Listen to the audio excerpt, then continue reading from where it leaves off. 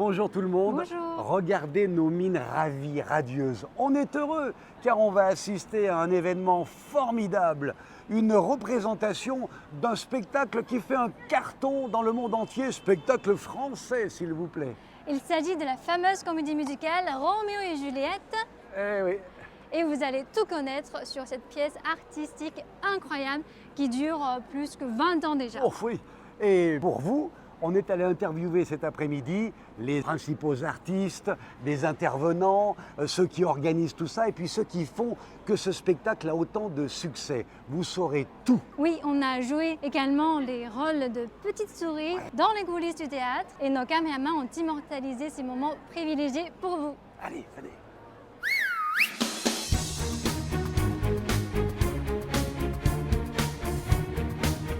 Alors, les fans de Roméo et Juliette sont facilement reconnaissables. Ah, il y en a beaucoup. Hein.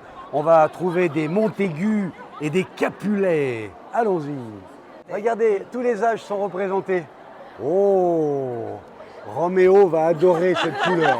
是第一次看吗？对，我跟我朋友第一次来看这个法罗珠，是听到他来北京的消息，非常的激动。Vous connaissez quelques chansons de Roméo et Juliette? Oui, les rois du monde, aimer, pardon. Chantez-nous quelques paroles.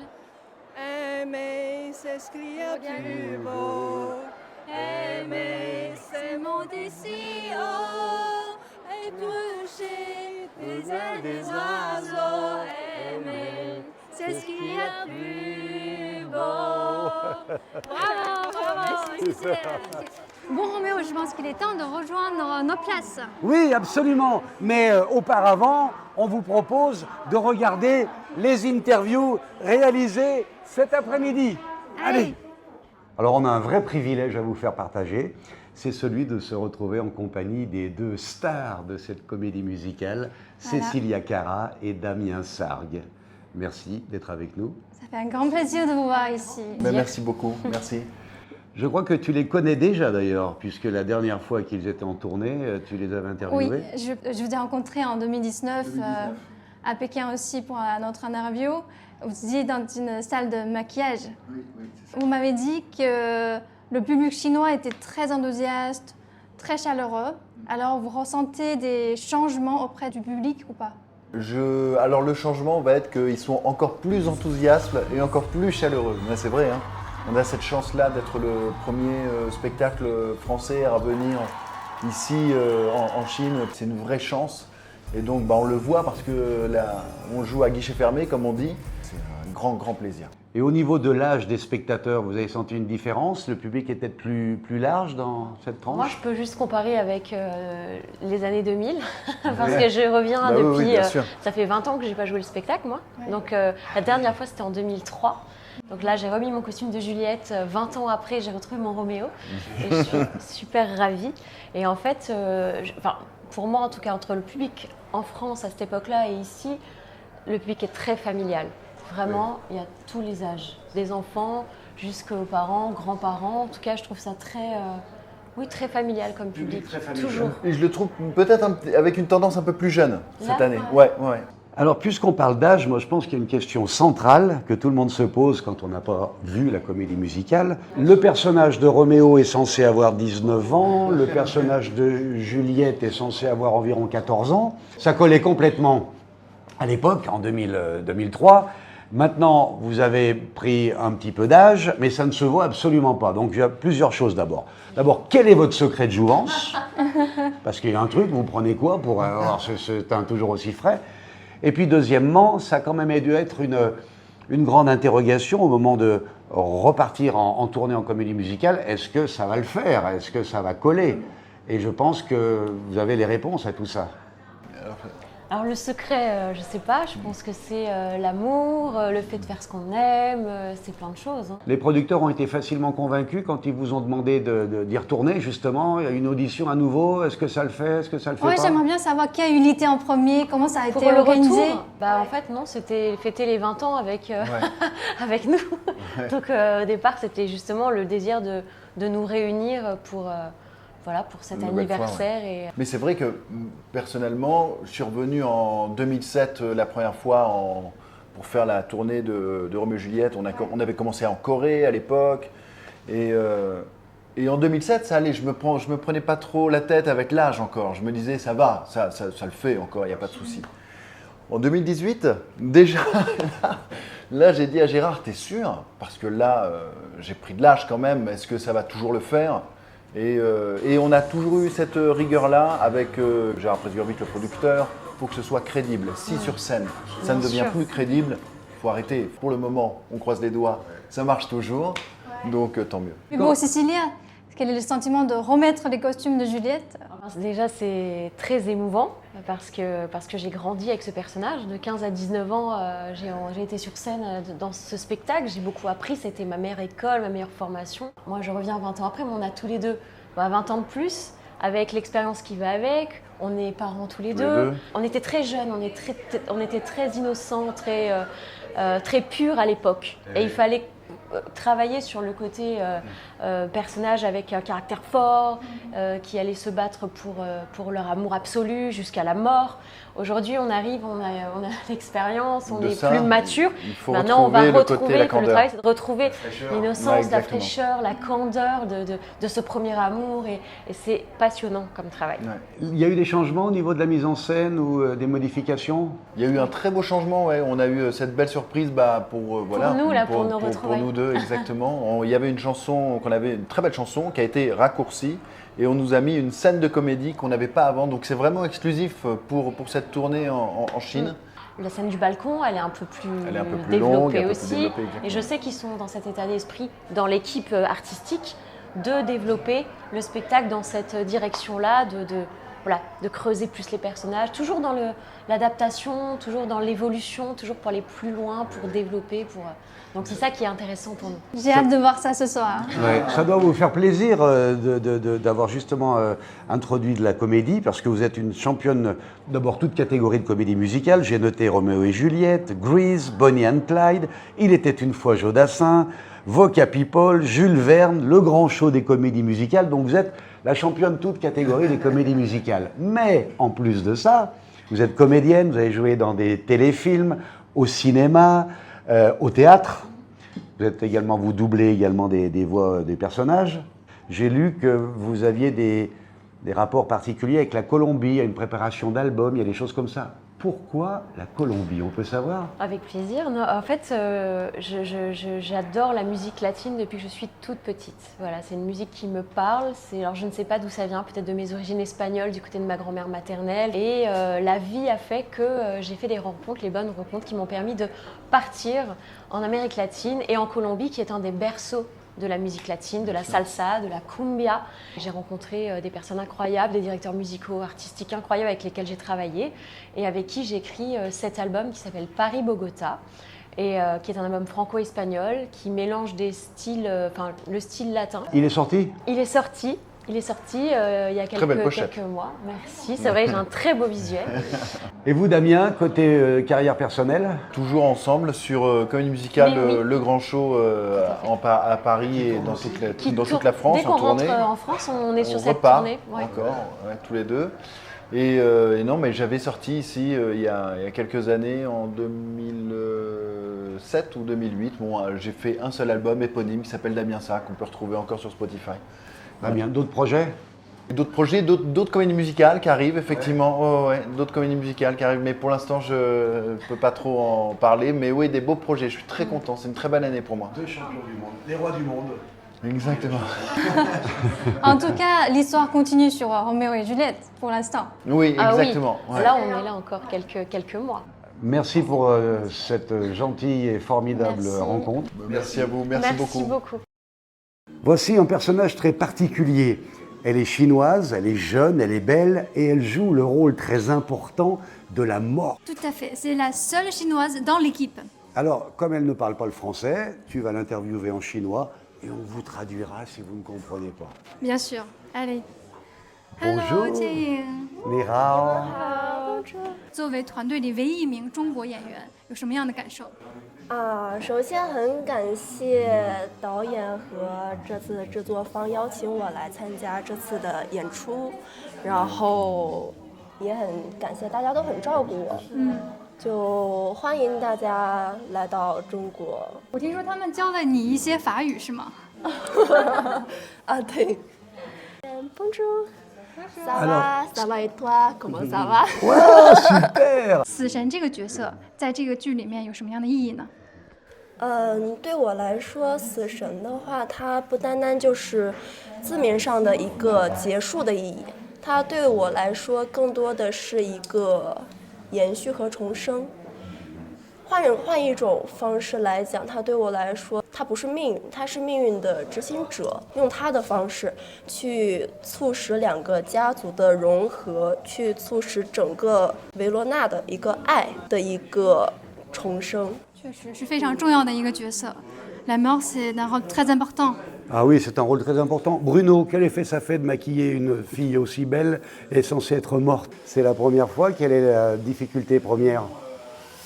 Alors en fait, on a pris le choix de la rendre belle et assez inquiétante et différente des autres. Donc c'est pour ça qu'on a pris le choix d'utiliser le noir et le blanc pour qu'elle se démarque du reste du casting et représente justement cet esprit de mort un peu fantomatique. Parmi toutes les stars qu'on vous présente, voici une superstar. C'est qui? C'est Laurent Falcon, superstar de la coiffure internationale.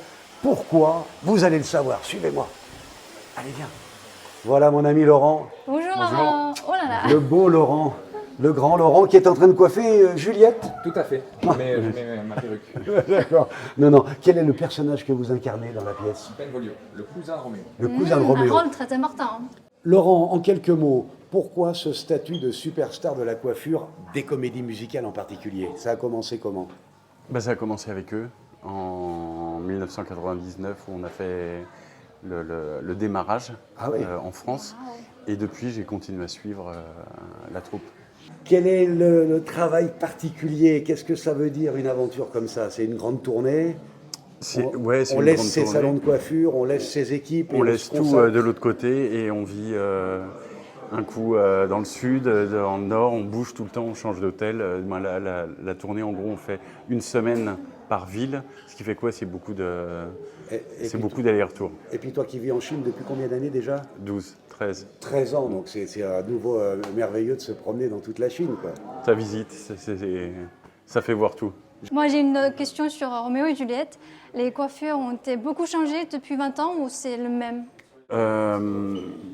Ça dépend quand les rôles arrivent. Admettons la mère de Roméo comme la mère de Juliette, les coiffures ont été changées parce que les rôles ont changé.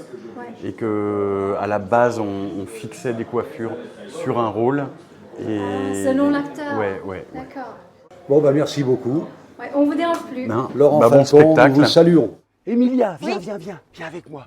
Vous aussi, venez avec nous. On est vraiment en coulisses là. On est juste derrière la scène et ils ont installé ces tentes avec les costumes pour pouvoir se changer très vite en sortant de scène. Ils ont beaucoup de costumes. Hein. Énormément les loges, il y a aussi des accessoires, regarde, hop là. Mais c'est pour quel rôle ça? Alors ça, je l'ignore, mais enfin en tout cas, c'est très élégant. Ça a l'air pas mal. On remet bien les accessoires en place pour laisser travailler tout à l'heure beaucoup de costumières, d'accessoiristes. C'est un endroit très important pour les changements rapides. Emilia, et vous aussi, venez. Qu'est-ce qu'il y a ici? La régie son, avec un micro pour chacun des artistes, réglé bien sûr en fonction de sa voix, etc. C'est très précis. Très important. Grande organisation, attention. Et puis la magnifique régie son, voilà. Ok. Avec tout, et puis l'écran pour on pouvoir voit suivre ce les qui se passe. acteurs, les danseurs. Allez, suis-moi, j'ai encore autre chose à montrer. Ok. Emilia, viens. Ok, on dérange personne là? Mais non, on dérange personne. Les artistes sont à l'échauffement. Waouh! Regarde. Ça a l'air magnifique ici. Et le fameux, magnifique, c'est la vraie scène. Extraordinaire décor de la comédie musicale Roméo et Juliette. J'imagine avec la musique, les lumières, ça va être superbe. Être magique. Tout à fait. Et tu vois, on les surprend en plein travail, on ne les dérange pas. Ouais, Je te propose, venez, ma Juliette, de monter cet escalier. Oh, merci. Il mène au balcon où tout à l'heure, la vraie Juliette de là-haut, regardez, elle sera là-haut, la vraie Juliette, pour parler à son Roméo. Allez, on y va. À tout à l'heure pour le spectacle. Ok. Merci les amis. À tout à l'heure. Merci. Merci. Nous sommes installés, le public aussi, le spectacle va pouvoir commencer. Tu es ému? Tout à fait, c'est un moment très émotionnel pour moi. J'attends ça depuis 4 ans. 4 ans. Eh bien c'est pour ce soir. Alors j'ai prévu ça pour toi. Parce que ça va être très triste à la fin. Ah oui, ça finit mal. Et puis pour vous, on a prévu quelques extraits. Bon spectacle à tout le monde. Voilà, ça commence.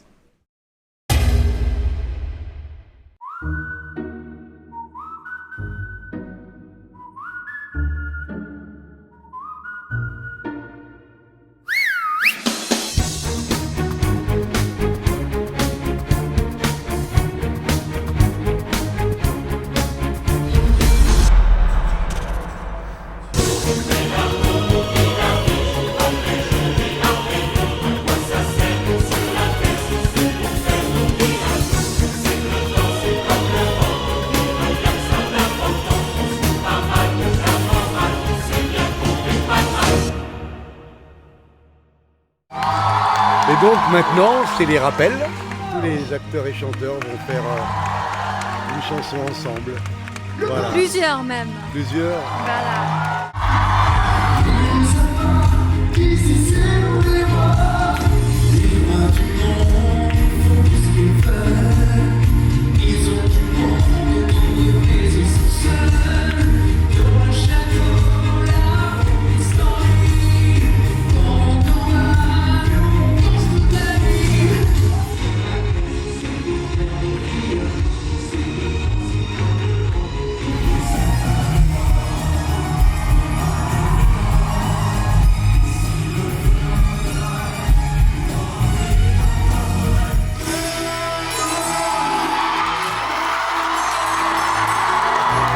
Le spectacle vient de se terminer, c'était un vrai triomphe. Et parmi les invités VIP de cette belle cérémonie, on a trouvé le ministre conseiller aux affaires culturelles de l'ambassade de France en Chine, Nicolas Pirel, qui va nous dire ce qu'il en a pensé. Merci d'être D'abord avec en nous. tant que spectateur. C'était un très beau spectacle et comme vous l'avez dit, un grand triomphe. Et ça fait plaisir, après 3 ans sans spectacle français en Chine, de voir cette très belle tournée. Et je pense que c'était le spectacle que le public chinois attendait, on l'a vu ce soir. Y a-t-il d'autres théâtres, spectacles prévus qui viennent de la France cette année? Il y aura beaucoup de spectacles l'année prochaine, qui sera une année particulière puisque ce sera l'année franco-chinoise du tourisme culturel. Ah, c'est vrai. Ce sera aussi le 60e anniversaire des relations diplomatiques entre la France et la Chine. Et donc je sais qu'il y aura pas mal d'autres spectacles qui seront là. Alors une dernière question, en tant qu'individu, est-ce que vous êtes client de ce genre de spectacle? Qu'est-ce que vous ressentez personnellement? Moi je me souviens très bien du moment où cette comédie musicale est sortie en France, c'était il y a 20 ans, c'est le 20e anniversaire cette année. Donc ça me rappelle plein de souvenirs de jeunesse. Et donc c'est super de pouvoir redécouvrir cette comédie musicale culte finalement en France, dans un contexte totalement différent. Et de voir que ça plaît autant en Chine, c'est que ça touche quelque chose d'universel. Donc c'est quelque chose d'impressionnant à voir. C'est la musique mais aussi le thème que ça touche, et particulièrement... Très bien, merci beaucoup. Merci à vous. Emilia, nous entourons l'un des grands responsables de la production de Roméo et Juliette et de la tournée, c'est Édouard Flamand. Qui nous a beaucoup aidé aujourd'hui. Quelques mots sur la tournée, comment ça se passe? Écoutez, ça se passe très bien. Beaucoup de pression comme toujours, mais là on a vraiment une tournée ambitieuse, qui est quand même une tournée de 4 mois. C'est beaucoup de sueur, mais c'est aussi beaucoup de bonheur. Voilà. D'après vous, pourquoi ça plaît autant aux Chinois? En fait, il y a plusieurs raisons. Parce que là, on est quand même après quelques années de crise Covid, où toute la planète d'ailleurs a été touchée. Donc il n'y a pas que la Chine non plus. On était en manque. C'est ça. Donc il y a ça, il y a ce côté libération, mais je pense aussi, parce que ça, et ça c'est typique du spectacle français lui-même, et Roméo et Juliette, c'est la plus belle histoire d'amour. La manière de parler d'amour à la française, c'est quoi? C'est direct. On dit romantique, mais en fait, c'est surtout très direct. Et on n'a pas peur de mettre les émotions sur scène, de partager les émotions sur scène. Et donc, c'est pour ça qu'effectivement, le public en prend vraiment plein la figure, on va dire. Mais surtout, marche, si vous voyez, ils sont vraiment à fond, très, très dans l'histoire. On n'a que des Roméo et des Juliette dans la salle. Il parle bien, hein. Il parle bien en français. Hein. Mais on va vous faire un cadeau. Il va nous dire maintenant en chinois, il va s'adresser, s'il te plaît, au public chinois, pour résumer un peu tout ce qu'on vient de dire et surtout vous donner encore envie d'aller voir peut-être des dates supplémentaires, non? 罗密欧和朱丽叶其实就是世界最让你感动的爱情故事。那我们就是没有别的意义，就是分享我们的爱，分享我们的一些应该说是法国的流行或是歌舞剧的一些呈现，去跟大家的观众应该是分享我们的开心的心，队长。 C'était trop beau. Ah ouais, Bravo, maestro, pour bravo. ce discours en chinois, je ne dirais Bien. qu'un mot en chinois. Hao ban. Ah, merci. Bravo. C'est- Ben voilà, c'est dans le décor de Roméo et Juliette qu'on vous salue. Soirée formidable, triomphe, on vous le disait. Voilà, c'était une très belle histoire puissante sur l'amour, la haine et surtout la lutte contre le pouvoir. Et pour la tolérance, mot très important, la fraternité et le mot clé, bien évidemment, l'amour. Oh, bien, attention, descendons. À bientôt. À très bientôt.